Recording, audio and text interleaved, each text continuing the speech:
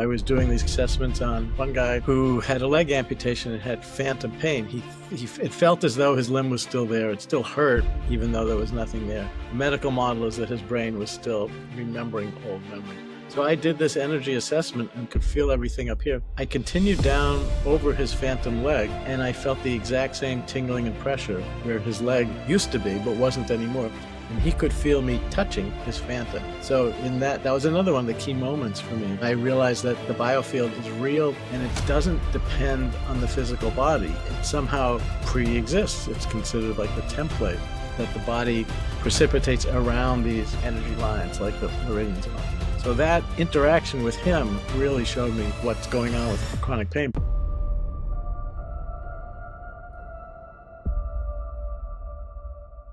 I'm joined by Dr. Rick Leskowitz, who is a Harvard-affiliated psychiatrist who spent over 25 years at the Spaulding Rehabilitation Hospital, where he founded the Integrative Medicine Task Force. And Rick has explored the fields of energy healing, meditation, and hypnosis, and he's the author of the most recent book, Mystery of Life Energy. And today we're going to talk all about the mystery of life energy. What is the biofield and how does that really apply to us? So please welcome Rick. Morning, Jason. Thanks for inviting me. Glad to be here.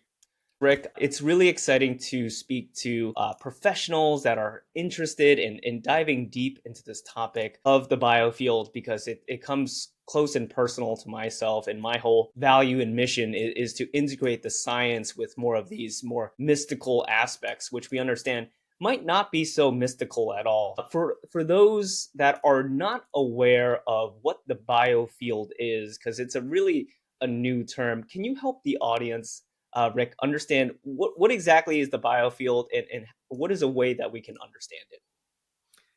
Yeah, it's a great question, and I think it's a really timely and important one because our whole model of who we are and what we are about is undergoing a really big shift now. And just a quick context or background, the medical model is that human beings are complicated machines, and if we know where each part is or should be, replace the broken ones, and even down to the micro level, that's how you make things better again. But there's nothing that really ties it all together. We have this notion of homeostasis or balance, but we can't really explain it. However, all the other healing traditions around the world invoke this concept of life energy or subtle healing forces that Western medicine has tended to push aside.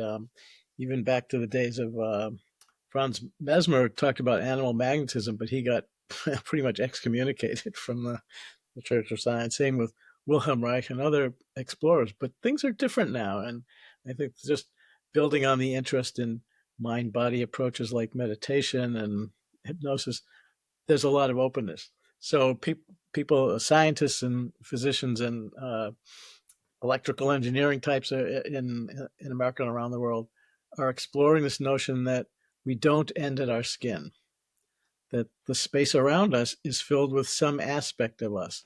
And there's different ideas about what that is.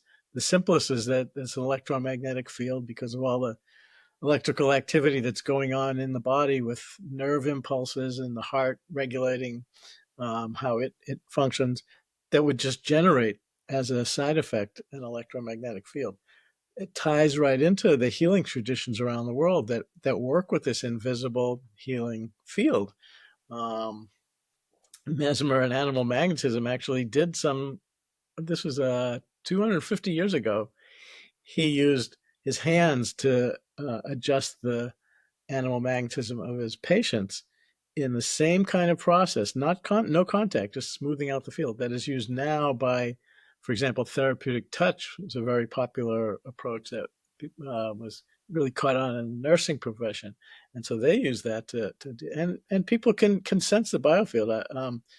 The viewers, if you want to take a second to just do the simple experiment of starting with your hands a couple of feet apart and then bring them together, but not touching, just within usually about a foot or so. And it actually helps if you close your eyes to focus in on any tactile sensations that some people feel as a pressure or a tingling. And, usually when you're about a foot apart or something, those are the boundaries of your two biofields. bumping into each other, and we have the neurologic apparatus to be able to sense it. It it's a skill that you can develop with practice, and it's actually sort of a fun thing to monitor. Like on days that I'm feeling really wiped out and I'm not feeling that well, my hands have to get fairly close together before I can sense it.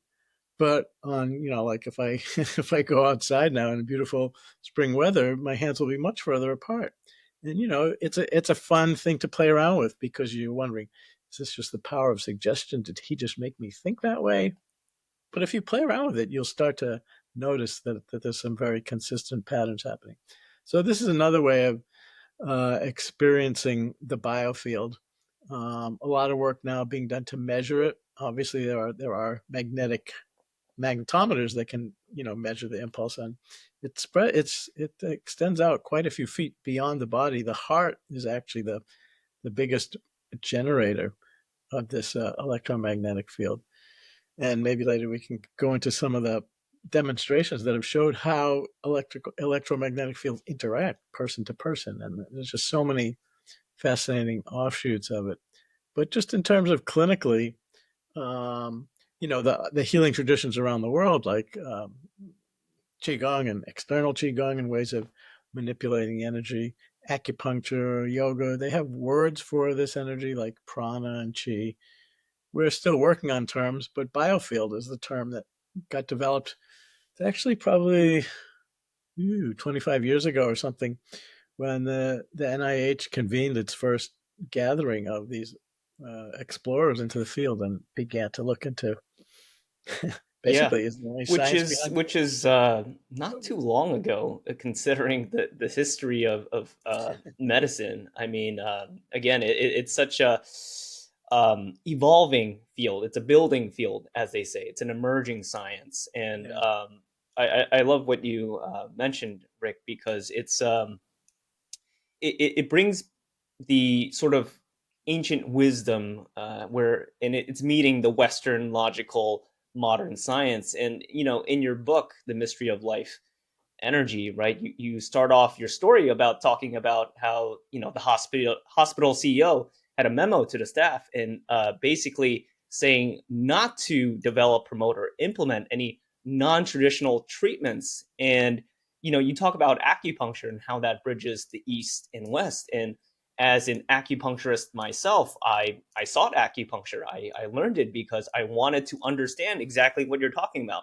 How am I feeling? Why am I so sensitive to this energy? Why do when I get acupuncture, I feel like my body is going through these waves of, like, it feels like an electric magnetic field just pulsating through me.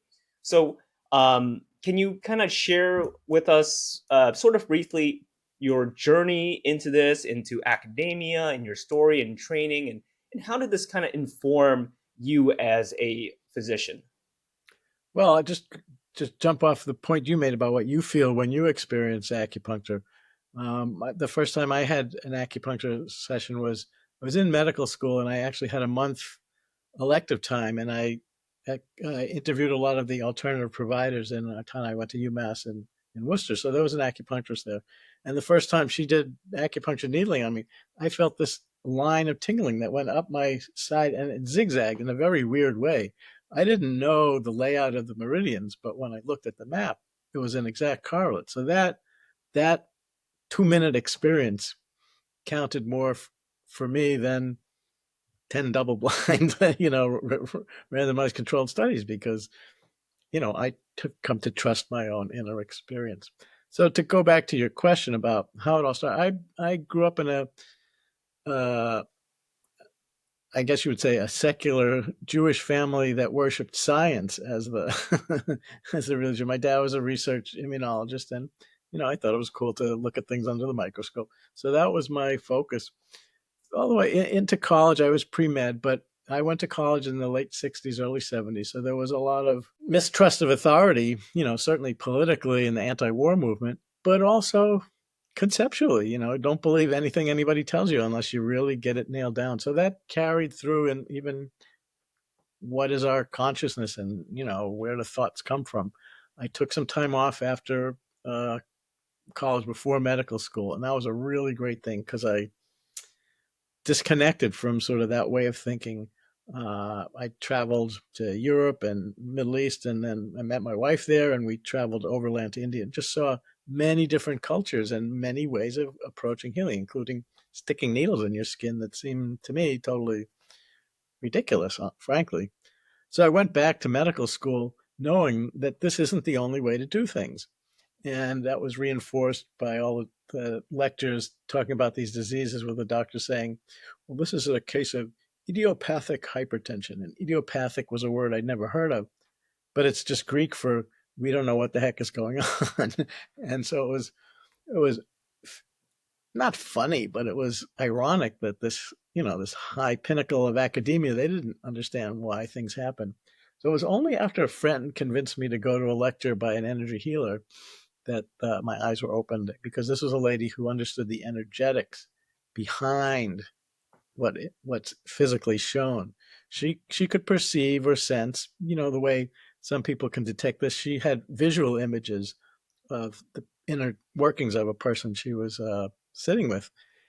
And she could outline what the energy shifts were, what emotions cause specific energy shifts, how to rebalance them. And it was like, this is the real deal. This was a Reverend Rosalind Briere. She came out from Los Angeles to Massachusetts a couple of times every year, and I studied with her for 6 or 8 years. And so I had like two parallel tracks of traditional medicine, and then the real deal was what was going on behind the scenes. I ended up working in pain management, which was good because, I mean, for a bunch of reasons, but part of it was with chronic pain patients, the regular doctors referred the patients to us and said, we can't do anything. Do whatever you want to do. Go ahead, give it a try. And we had a program at Spalding that was the important thing was it was self-management. So we taught the patients skills to empower them rather than rely on some doctor on a pedestal or some magic pill. And, at first it was things like stress management and meditation and mindfulness, which are valuable tools. But gradually, several of the therapists and myself had this strong interest in energy approaches. So we began integrating it, and things really took off. Then we had a couple of physician acupuncturists um, showing how acupuncture is a nice bridge, because these were physiatrists, physical medicine, rehab docs. They would do trigger point injections at the same point that acupuncturists would put needles in. So it turns out you don't have to inject lidocaine or saline or cortisone, prednisone. Just the needle itself would do it. So it was a great segue into the whole world of energy medicine. And the way I came to adapt it, I had learned some hands-on techniques, but I ended up my favorite technique, if you will, is a form of meridian-based psychotherapy where the patient taps on their own acupuncture points while they're reviewing stressful, distressing events. And somehow or other, the energy drains out and the pain drains out. So it's called energy psychology or EFT or tapping. And there's now a really strong research base. So that was a really important step in integrating East and West. Basically, as you were saying, the mystical and the scientific can be combined. Yeah. And that's such a wonderful journey, Rick, because I'm always so curious, right? How did we sometimes they call us crazy or woo woo, but we're not so crazy and woo woo because we experience it, right? And like you said, Yeah. that one experience from acupuncture is worth more than 10 randomized control trials, because at the end of the day, it's our experience. And what I've learned is everyone has to come to their own conclusion. And I, like you've mentioned, science can be so rigid in the materialistic paradigm, and we're starting to see a shift, right? And you've mentioned consciousness appears to be the maybe underlying fundamental factor to all this, and the energy part is maybe just a symptom of this conscious process, which I would love to kind of dive into, because it relates to the biofield in so many ways. And you've mentioned about EFT, right, tapping, how it's able to release these congested, or what I said, trapped energies. So can you help us kind of understand sort of the framework in terms of more of a science-based framework of the biofield, and is it measurable, is subtle, and how can we understand it from a larger framework of consciousness as well, because you do speak about this in your book. Yeah. No, it's an important question. I think the way that's helped me to understand it is to think of people as being multidimensional. We do have a physical body, and there are aspects of it that are machine-like, but there's much more to it, and there's different levels of density, is one way of thinking of it. Um, with the physical body being the densest, and then in many traditions they talk about an energy body. Yoga actually uses that exact word. Pran- Pranamaya kosha, that there are different sheaths of different subtleties of energy, and that there's also an emotional sheath, a mental thought field sheath, and then the spiritual soul transpersonal level. And so that's the way I like to think of it. Here's a good analogy for the viewers. If I ask you what is H2O, everybody will say water. But the correct answer is it depends. It depends what the temperature is, because if it's room temperature, it'll be water. If it's 20 below zero, H2O will be ice. And if it's 250 degrees Fahrenheit, it'll be steam. So the same substance can have three very different forms depending on its energy state. And I think consciousness is like that. It starts at the steam level, if you will, but as it gets stepped down, it condenses into ultimately the physical body. But the cause is not causes of diseases or health does not originate at that level. It originates at the highest levels and filters down. So we've been focusing here on, yeah, if you break your arm, it's important to get it set or have some, I tore a ligament in my knee, and I I tried meditation for a day and then realized I wasn't getting anywhere. So I went and had surgery, and it works. So, sometimes you do have to focus strictly on the physical, but when you bring in the emotional, the psychological, and the energetic, when you bring in those other dimensions, it just totally turns things inside out. And one of the main factors is that it empowers the patients, that they're not helpless and relying on mysterious words and pharmaceuticals and things like that. But there are things that they can do, because I think the natural state of the human being is to be healthy. And it's only when we get knocked off balance that we experience these symptoms. So the biofield is a great intermediary between mind and body. I mean, traditional Chinese medicine has the notion of qi being the mind directs the qi, but the blood or the physiology follows the qi. So it's a way that the mind can interact with the body through the shifts in these energy flows. So it's a great people can relate to that. The culture has changed so much that acupuncture is very common now, and it used to be wacko, as you were saying, or woo woo back then. So there's been a big shift. I mean, medical students now are exposed to some of these hands-on things, and our uh, hospital system wasn't the only one that where the residents have an opportunity to learn Reiki, for example. That's one of the hands-on um, healing modalities. So to me, that says that there's a really big culture shift going on, or paradigm shift, as they talk about. And it's overdue. There's so many aspects in which excuse me, the modern medical system doesn't serve people, and not just insurance and who can afford it and who gets access, but once you get access, you're not given the full spectrum of what can help. So that's a bit of a rambling answer, but those those are some Yeah, of my well, I think that what you point to is this paradigm shift, and we used to call it acupuncture, meditation, yoga, CAM, right? Complementary and alternative medicine. Now right, it's right, redefined as integrative health and medicine under the National Center for Complementary and Integrative right, right, Health there. So we're starting to see even the shift, as you're saying, in medical schools and at a higher level in terms of these government organizations doing this type of research and really being rigorous about the science of it, right? Because there's hundreds of thousands of all these testimonials that it's so hard to ignore. And like you said, idiopathic, right? What does that mean? And what does that even do? It's just what I like to call a convenient fiction that I feel like a lot of scientists and that are more subscribed to the materialistic way of looking at the world that they can be trapped and stuck in. So, and as you've mentioned in the book, and there's a common question and a common argument that because we're not touching people, because the mind and our consciousness is involved, the placebo effect, right? As you've heard, Rick, is the common dismissal, right? They're like, oh, it's just placebo. People are tapping on their body and it's just placebo because they're more relaxed. People are doing Reiki and they're just lying down, right? And they feel better because they're more relaxed. How would Yeah. you kind of answer these critics on Well, the placebo?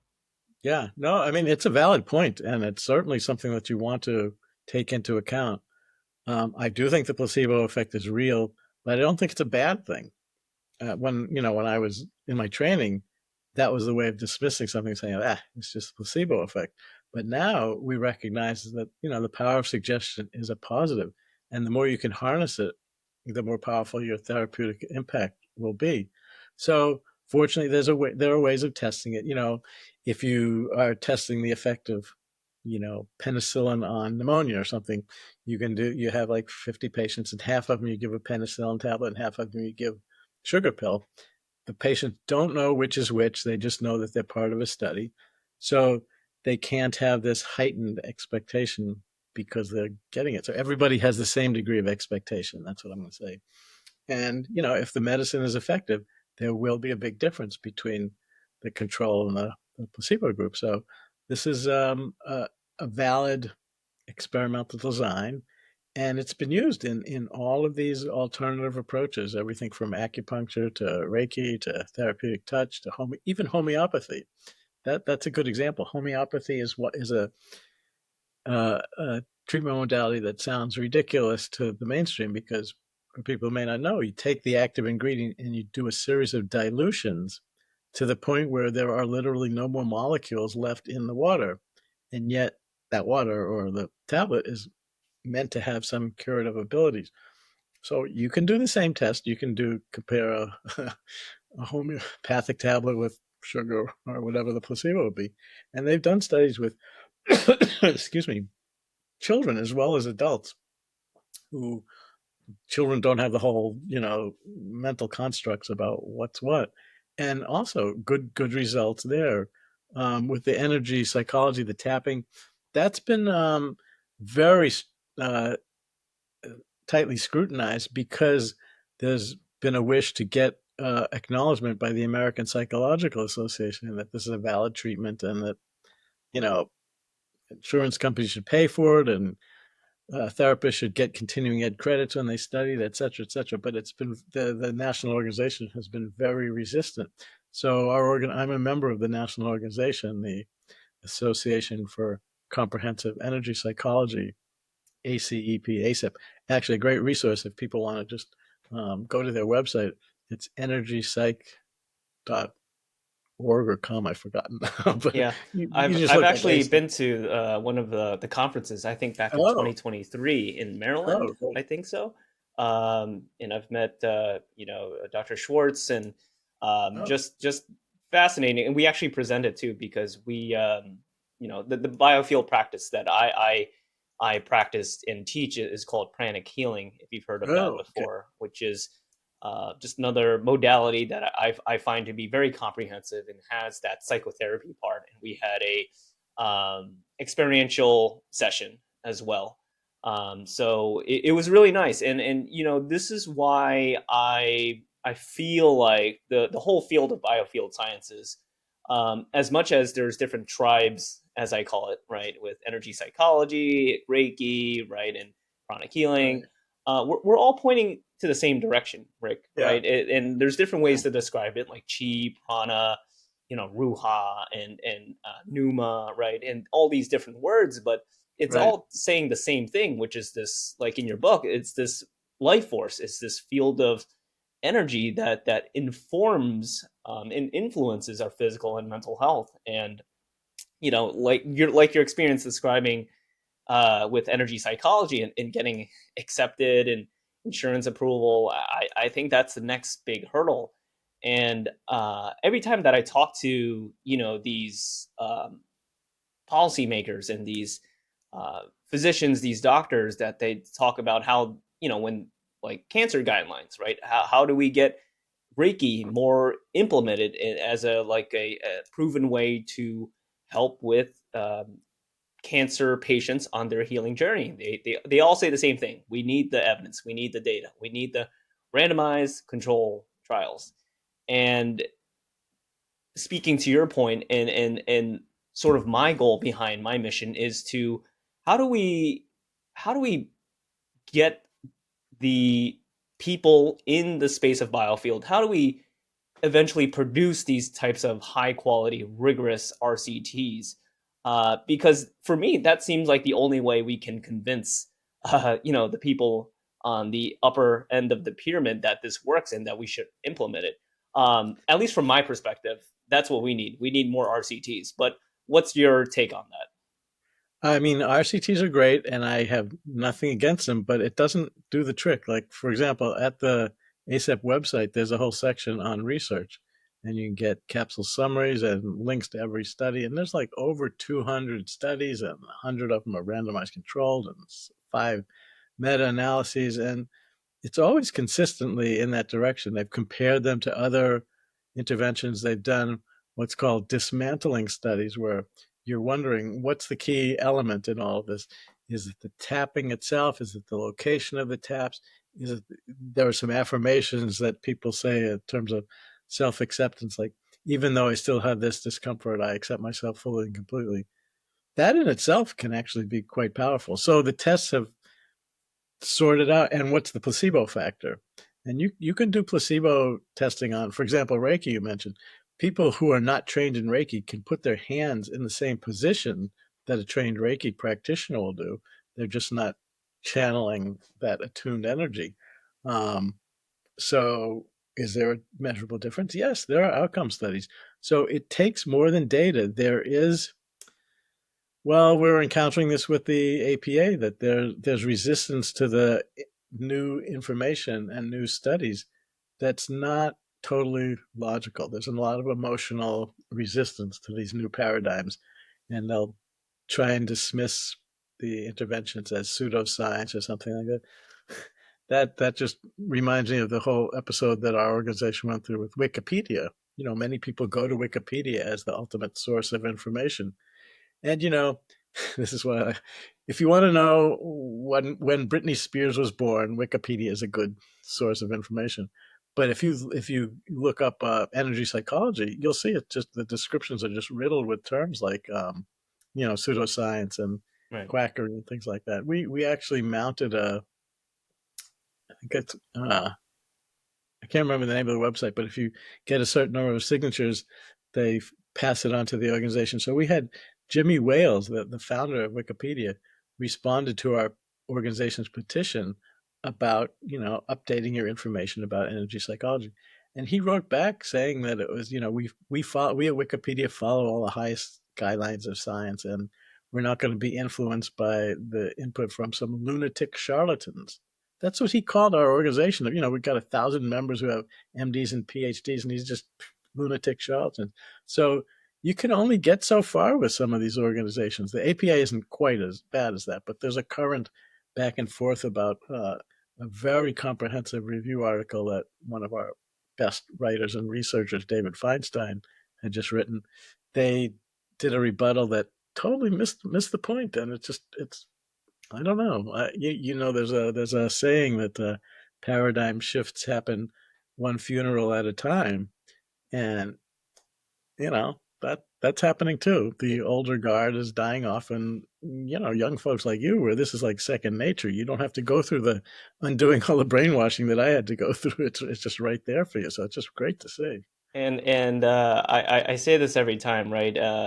We wouldn't be here without the old guards, right? And the state of where the science and understanding and the awareness, even though I've had a heavy interest in it, it's like we wouldn't be here without people like you, and like you've mentioned, the great names at the APA. It's part of why I understand, like you said, with a paradigm shift. Another way I describe it too is innovation relies on creative destruction, Hmm. and Hmm. destruction creatively, as in like the old ways of thinking. And I think this is a nice segue, Rick, to your book on group consciousness, right? And how um, we don't need to have 100% of 100% of people to create change, right? But we just need a shift, a surging shift in the right direction. And you've made a really cool product called the Joy of Socks research about crowd energy and how that relates to group consciousness. So speaking on the paradigm shift and where the state of the world is heading, can you kind of tell us a little bit about that and how our collective minds seem to have an effect on the reality that we see? Yeah, I'm not sure where to enter that topic because it's a cool one. I want to just add one thread from the biofield that in terms of some of the interact because what we're getting into is now the interaction among biofields and consciousness. And just one interaction I had with a patient is worth highlighting because I think it's a very key point. I was doing these kind of energy assessments on different chronic pain patients, and I was working with one guy who had a leg amputation and had phantom pain. It felt as though his limb was still there. It still hurt, even though there was nothing there. The medical model is that his brain was still remembering old memories. So I did this energy assessment and could feel everything up here. I continued down over his phantom leg, and I felt the exact same tingling and pressure where his leg used to be, but wasn't anymore. And he could feel me touching his phantom. So in that was another one of the key moments for me. I realized that the biofield is real and it doesn't depend on the physical body. It somehow pre-exists. It's in the esoteric models, it's considered like the template that the body precipitates around these energy lines, like the meridians and all. So that interaction with him really showed me what's going on with chronic pain, but also the power of interacting fields. So I got interested in group energies. I'm a sports fan, so a key trigger was, oh my god, it's like over 20 years ago now. Seems like only yesterday, but when the Boston Red Sox won the World Series in 2004, there was just a huge upsurge of fan energy, and just all of New England was caught up in it. I even noticed that I didn't measure it, but my patients seemed happier on the days after the Red Sox won a game. So I got interested in, what is that? What's the energetics of this group phenomenon? I've been to a few games and it was very exciting to participate. So what happened was, well, I wrote an op-ed for the Boston Globe about because the season after this victory, the team wasn't doing very well. So I proposed that weird science had the answer by looking into the energetics of how they performed, and I thought that was fun to get something in the Globe. A couple of days later, my cousin, who's a meditator and filmmaker, wrote back and called me and said, "What are you doing on Saturday?" And I said, well, "I don't know." And he said, "We're going to Fenway Park to start filming our documentary." And I said to him, "What documentary?" Because he was a filmmaker, he had the idea that this could be a great way to tell the story. So the Red Sox were very cooperative. They let us go into the Fenway Park. We sat in the dugout. We interviewed players. We interviewed fans and put together this film called The Joy of Sox because it shows how happiness within the players can create cohesion, and from fans to the players can have this positive interactive effect. It's now available on YouTube for free viewing, so people can just look for the joy of socks.com or whatever on no on YouTube. Just cue that in. But we did measurements of how a group of people meditating together can entrain the heart rhythms of a guinea pig which was me. I couldn't hear them, I couldn't see them, yet my heart rhythm triggered in as soon as they began their heart centered meditation. So there's some powerful group energies that were going on in that room. We also measured at Fenway Park during game time using um, computer technique from Princeton University, their engineering anomalies research lab, what's called random number generators. And again, it sounds, well, for lack of a better word, it sounds ridiculous, but a computer can be programmed to just spin out thousands of random numbers, ones and zeros, continuously. And normally it'll be about 50-50 ones and zeros. But when people attend to the computer, like pay attention to it, intend something to happen, the output shifts, very small, but it's statistically significant. So they've developed these RNG measurement tools. We took one to the game, and lo and behold, the computer was affected the same way that I was as a fan watching the game. The moments that I thought were the most significant, the computer did too, and the computer didn't have a microphone or any. So I mean, Princeton University is a pretty decent operation. It's right up there with Harvard, I will admit. And so their work is very credible, and there's 30 years of research on it. The statistics are, totally impossible to be due to chance. So we were measuring, as others have done. This was not the first time. It was just a very popularized way of doing it. That things happen when a group of people are on the same wavelength, if you will. They've even done the next step is have these. It's just a laptop that's the recording device with the program distributed to 50 or 60 locations around the world. It's called the Global Consciousness Project because these devices are running continuously just to see if there's a particular day where something happens and there's a big blip.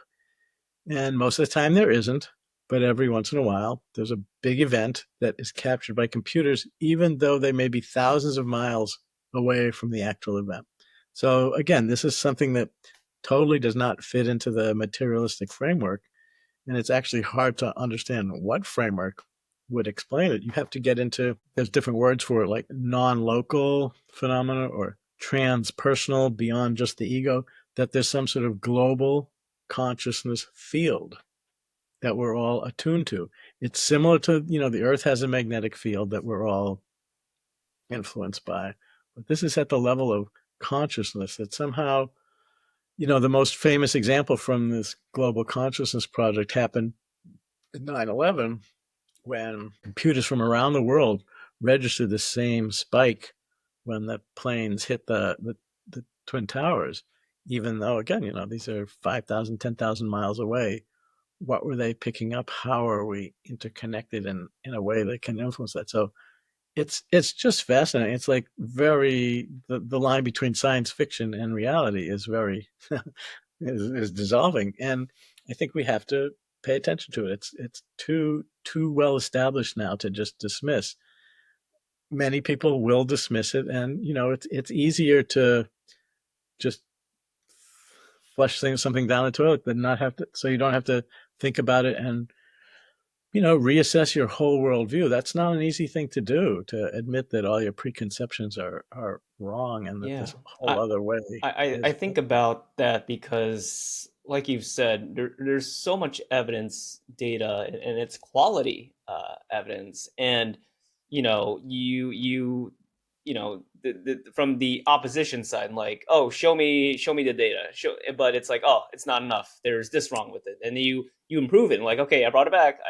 This is what you said. This is what you wanted. Okay, here it is, and they're like, ah, no, there's this X, Y, and Z, and so there's like a never ending argument, and I feel like that's the case, like you said. It's if your career in science, in medicine, right, in philosophy is based on one thing, and you've built your entire life based on that one premise, that one belief of looking at the world that way. You're never really gonna change that. And I think to what you're saying is, from my perspective, I'm not trying to convince anyone. I'm just trying to show them the environment, the layout, and have them come to their own conclusion.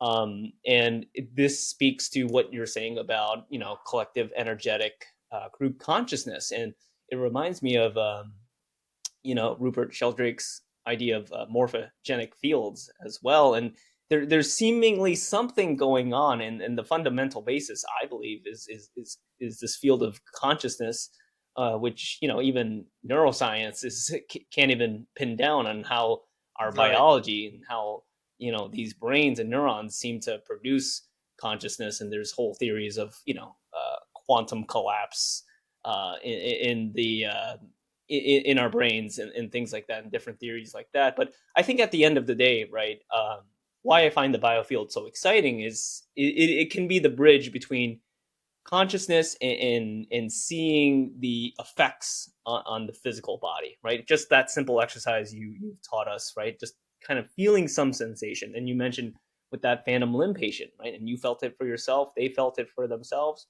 And those experiences, like you said, Rick, is worth more than 10 RCTs, right? For yourself and for that patient, right? Because data is data, and you Yeah. can only accept and read data based on your own system, biology, and belief systems. But Yeah. I think everything that we're talking about is pointing back to this field of consciousness, like you've mentioned, and the ancient wisdoms and different practices of the East have talked about for thousands of years, and science is only now starting to uncover the footprints of what they're trying to say. So it's definitely a fascinating time, and I'm excited because I think um, there's another philosophy I subscribe to, which is harmony through conflict. Basically, you can never Hmm. reach true peace and harmony unless you go through the rough battles of two sides fighting, which Yeah. eventually you'll reach that point of equilibrium. So that's my take. What's your thoughts on all that? Yeah, no, I agree with everything you said. I used to spend a lot of energy trying to convince skeptics, and I've come to respect the fact that they have their reasons for holding on to. Some people do change their mind and their perspective, and it could be because their wife had cancer and she didn't tell them, but they went and got acupuncture and did better, or whatever. The randomized control studies do have value, but to do them more for the point of view of establishing truth and validity rather than hoping that Dr. X will change his mind, because Dr. X has reasons that, from his point of view, make total sense to keep with that perspective. Um, and I think it's been better for my mental health too to just pursue things because I think they're fascinating rather than because I want to change Dr. X's mind. Like with phantom limbs, for example, it should be possible to take a photograph of some sort of a phantom limb. And if you did that, it would be a real game changer. I have a couple of books that I keep handy. You may have heard of, people may have heard of this form of photography called Kirlian photography that measures, detects the electrical field around objects. This is what this, I think this will show up. This is what a Kirlian photograph of a leaf looks like, that there's something within, half an inch or so of the perimeter of the leaf. So what would happen if you cut off the bottom part of the leaf, if you amputated the bottom part of the leaf? It's a slightly different orientation, but there's another book that shows that the Kirlian aura, the corona, persists even after the leaf has been amputated. I think it's an exact parallel to phantom limbs, and I was feeling, the tip of my patient's leg. Unfortunately, this kind of image is very difficult to replicate. And I'm working with a team of biophysicists to fine tune the equipment that whatever the lucky factors were that allowed this image to be taken, to be replicated, and then ultimately to do it in a human being who's, like, say, missing a couple of fingers or something like that. Because if you could show phantom fingers, that would prove that it's not just a glow coming from the light bulb of the body, but there's something very specific structural that in fact might be the template for the body. So I think in terms of paradigm shifts, if we we're not having much luck fundraising, but if we could ever get some money together for that project and demonstrate, the phantom finger effect, that would that would really That would open a lot change of the minds. game. Yeah, Yeah, I if there think it was a would. device that can do that very consistently, accurately, precisely, and Right, we've right. in pranic healing we've used brilliant photography too, in terms of demonstrations as well. Based on my research and understanding, there's certain, you know, fine tunings that needs to be done. It's not the best way, but it's something, right, that gives us an idea. And this points back to a lot of the research in biophotons, right? And there's a new study how living organisms like plants and mice, right, their biophoton emissions seem to diminish after death, right? But just moments after, and there's different. It kind of gives you that whole image too, and so it gets back to I feel like it's such a, like you mentioned with like biophysics, it's such an interdisciplinary collaborative Yep. effort on so many different fields to understand the phenomenons that we're talking about, Rick. And it's exciting because I think that with anything in life, you have to have all these different perspectives and experts and really come together and you know um, put and draft our best effort to understand this, because you and me, we can't do it alone.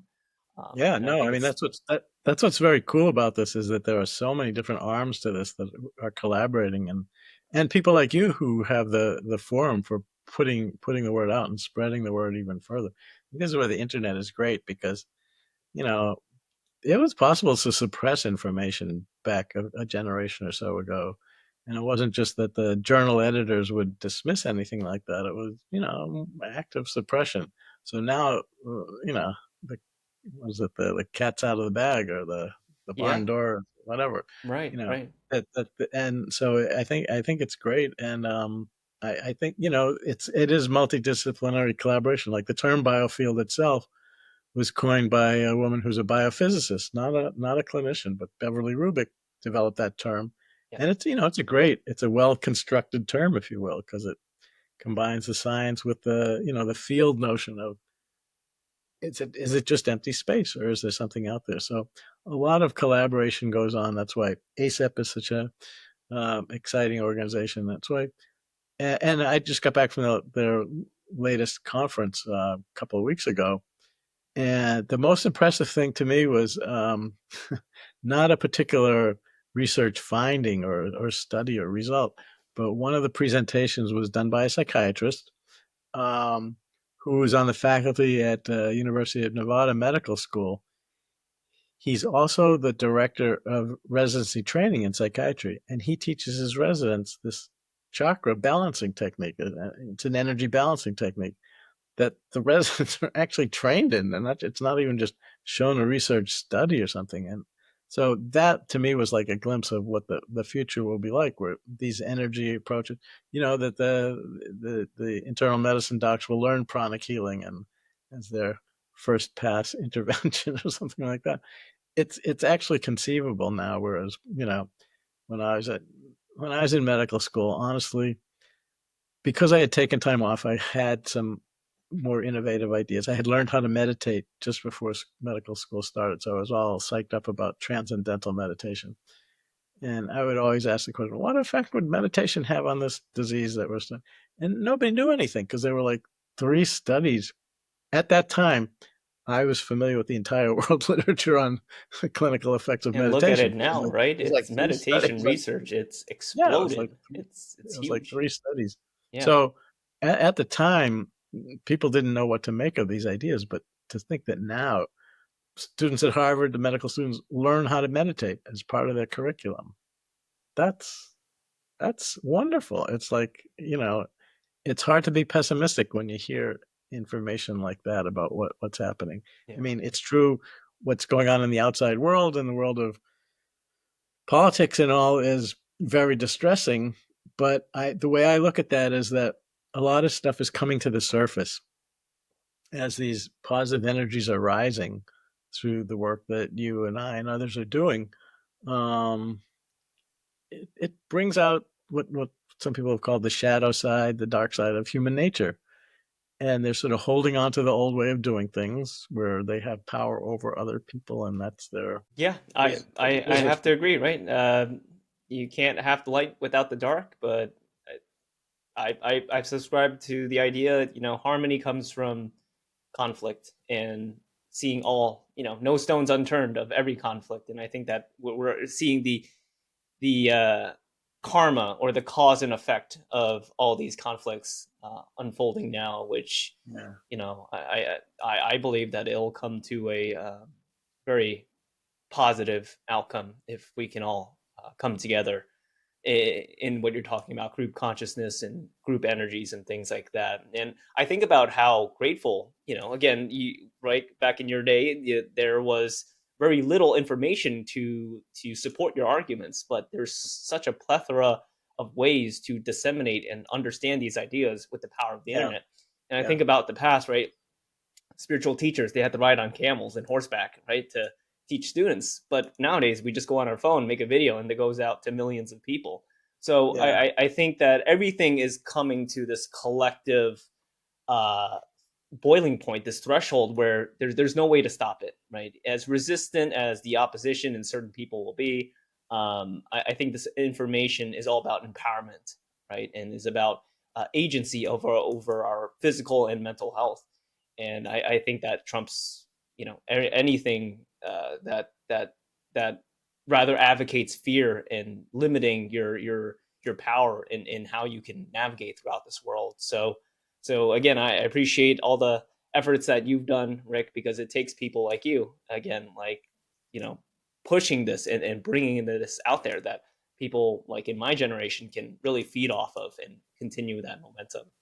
So I have to thank you for that, and my gratitude for your book as well. I had a joy reading it and the multi-factor dimensions that you covered there. So um, before we close off, Rick, it's been a wonderful conversation. Any last words of advice to the audience on this whole concept of the biofield consciousness? What's your last piece of advice for anyone listening? Hmm. I don't know. I always have a hard time answering questions like that because I don't know what's best for any one person. But usually, folks will have some direction that they're really fascinated with and interested in, and I would just encourage them to pursue that. And it doesn't have to be, taking Tai Chi classes at the community center or anything like that. It could be that could be what they like. But for example, I'm mostly retired now, so I really into gardening and vegetables and fruit trees and things like that. So that's my practice, if you will, and it's taught me a huge amount of respect for Mother Nature and what her energies are like. So I didn't expect that to be the result, but just by going with my enthusiasm, my passion, it opened doors for me. So I think if people can find positive things that they're excited by, that's what to pursue, and it may have nothing to do with what their clinical career is or their professional life is. Um, but it's sort of a matter of being in the moment. Because, like right now, as you and I are talking, we're having a very enjoyable conversation and a lot of positive emotions. At the same time, 10,000 miles away, many people are living in chaos. We could choose to put our mind onto that and absorb that if we wanted. It's good to know that things are happening, but we don't have to live in that emotion all the time. And we can be aware of it and pull our energy back and know that by us doing things that are positive for us, we're contributing to that global consciousness field. It's not direct; it's indirect, but it's working at the source rather than at the outer edges of it. So I think there's plenty positive that can be done, and just this, for example, this last Saturday, millions of people in America got together to share these positive hopes, and that was very inspiring. My town was only about 25 people gathered, but even that was cool because then you could turn on TV and see that was like a million people in Boston or some of the Yeah, numbers were just astounding. So amazing. it's I think it's happening. Yeah, yeah, and with the power of the internet, right, and like we're saying, the ideas of love and compassion, and like what you're saying, just simple things like gardening for yourself and how that translates to doing something that you love can translate to shifting your energy and not focusing on the things that advocate for fear and limitation and destruction. um it goes back to a very amazing poem where this hummingbird is trying to stop a forest fire, trying to get water from a lake or an ocean, right? But just that tiny drop of water, times a million, times a billion. We don't understand. We can't conceive the effects, but every person matters, and this is the whole way. This is the equal way. This is the just way, and that's why I believe in this work. So thank you so much, Rick, for our wonderful conversation. I know I could keep talking to you for another couple hours on all these amazing topics and subjects. For the audience, Rick, that wants to learn more about you, learn more about your book, The Mystery of Life Energy, where can they get access to this information? Well, there's a website devoted to the book and its contents. It's called, not surprisingly, themysteryoflifeenergy.com. And it has some, there's a sample chapter, there's some photographs because the images in the book are nice. There's also a series of, on the section called resources, a bunch of video clips. It shows a demonstration of the heart energy coherence entrainment. It shows group energies in animals like flocks of birds flying together and really incredible coordination. There's even some stuff on, I was talking about earth energies. I got very interested in crop circles as a very unusual manifestation at some of these sacred sites. So there's videos of all sorts of things. So I'd encourage people to have a look. I mean, obviously, it'd be great if people went out and bought a copy, which you can order online. But there's a fair amount of information for starters at that particular website. So thank you for Amazing. that. Awesome. Here's here's the got one more book cover. Here's the cover, and it's it shows the Biofield in a artistic conception. Yeah, But yeah, it's yeah, it's beautiful. With the power of the internet again, I have the ebook Kindle version, just yeah. for on the go. But for those out there, if you like reading a physical copy, that's also highly recommended as well. And thank you for sharing that, Rick. And I'll leave that information down below. So, um, again, been a wonderful conversation, Rick. It's just so refreshing to speak about this in my mission is to talk about these crazy topics that might seem out of this world in a grounded way, and I feel like that is the bridge, right? To not convince people, but to like I always preach, help people come to their own conclusion. In like gardening, right? We're just planting the seeds, right? We don't need to force the seed to grow overnight, and Mother Nature will do its thing, and we can just understand that we do our part and let the world, the rest of our collective consciousness, and the universe take the wheel, as I like to say it. So thank you so much, Rick, for this conversation. Well, you're welcome, and thank you, Jason, for the invitation. Thank you for the work that you're doing in this whole process as well.